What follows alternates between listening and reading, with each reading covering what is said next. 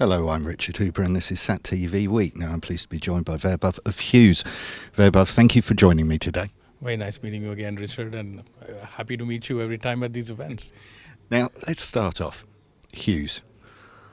Strange market at times, but what is the key things in the multi-constellation which you're addressing? Uh, you're right, absolutely. Very turbulent times in terms of, everybody's trying to figure out how they would want to work in this new environment. We are looking at it as a lot of opportunity, in fact. And, we on one hand have our geostationary solutions, our Jupiter platform, and we're working with our customers over there to deploy a lot of high throughput satellite capacity in the Asia Pacific region. And at the same time, we also have the OneWeb service coming at the end of the year. And as you would know, that Hughes is a major supplier of equipment and solutions for OneWeb. So we are already deploying all the gateways and getting that service up and ready for them, which would come up at the end of the year. And then we're also bringing out these new electronically steerable flat panel antennas.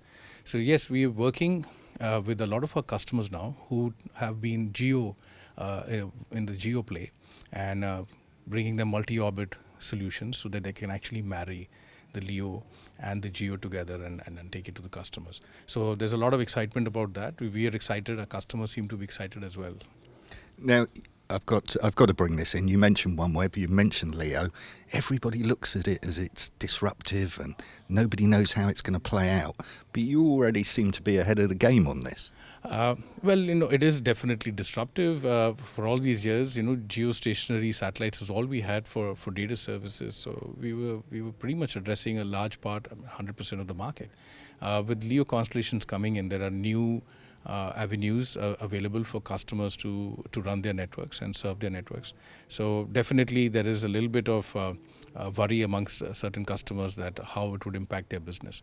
Overall, the way we look at this is that we think that this is good for the overall satellite business. I think some of the customers and applications would probably move to LEO, but it's not that the geo capacity is going away anywhere. Overall, provisioning bandwidth capacity for customers is increasing in every market. So what we feel really is that eventually the overall market would grow, the overall capacity requirement would grow. Some customers would choose geo, somebody want to stick on to LEO, and then the multi-orbit plays there. So being able to bring both these together and offer a good solution, a good network, is what everybody should be looking at. So yeah, embrace this rather than worry about it too much. It's all about customers. It's all about business. How do you stay ahead of your competitors and what attracts customers to you? So one of the things that we've seen is that over the 5 decades that we've been in business, Hughes has always been an innovator in bringing out good technology, cutting-edge technology. And we've always focused on those elements of technology that really help improve the customer experience. So we're very focused on who our competitor is, where really we need to improve. So in many applications, we really benchmark ourselves against terrestrial solutions, which most of the customers would opt for, and really aim to be better than that, either technically or commercially, to be able to attract the right kind of customers. So we've been very good in this particular region. We've got a lot of customers here, and they particularly like the fact that we're very efficient. Our system is very commercially attractive for them because this is a very price sensitive market, as you know, Asia.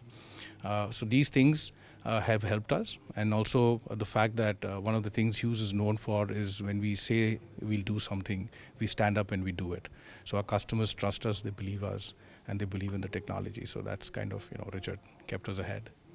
Now, you clearly keep an overview of international markets. So you've talked about Asia Pacific, but what other key markets are really showing some growth? So, in Asia Pacific, the big market obviously everybody wants to be in is Indonesia. So that market continues to be very good for us. But a lot of the digital divide programs today, which means, universal broadband access, doing cellular backhauling, community Wi-Fi kind of programs, are growing in markets like Malaysia. Philippines is again really looking very good and very in this market. And then, of course, the Pacific Islands, etc. They've always been in need of capacity, etc. So those are always attractive. Overall, I think Asia has got a very large population. As more than 50% of the population is here, and for the next 10 years, you can easily say that this is going to be the region with a lot of growth, with markets like India, China, Indonesia, all of them growing so well economically. Not only the people, but also the prosperity is here. So definitely Asia is a place where we feel that there'll be a lot of opportunity coming for satellite as well. Now, let's finally end this with, it's a challenging market for a lot of people.